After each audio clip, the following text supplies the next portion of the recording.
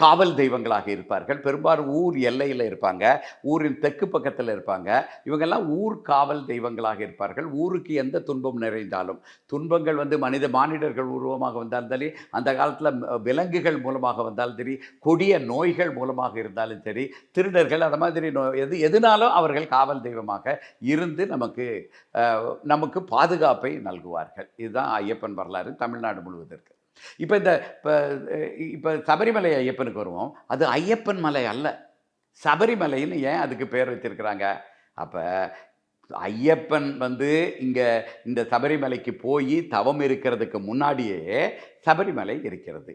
சபரி யாரு? ராமாயண காலத்துல ஒரு மூதாட்டி இருந்தார். அந்த அந்த அம்மாவுக்கு வந்து இந்த முனிவர்கள், இருடிகள் எல்லாம் ஒரு பர்ணசாலை அமைச்சு, அவங்க யாக முறைகள், இந்த மாதிரி அவர்களுடைய வழிபாட்டு முறைகள் தனியாக இருக்கும். இந்த சபரிக்கு பக்தி மட்டும்தான் இருக்குதே தவிர, இந்த வழிபாட்டு முறைகள்லாம் ஈடுபாடும் இல்லை, அதை கற்றுக்கணுங்கிற ஆர்வமும் இல்லை. This festive season, travel the world with Grand Royal Tours.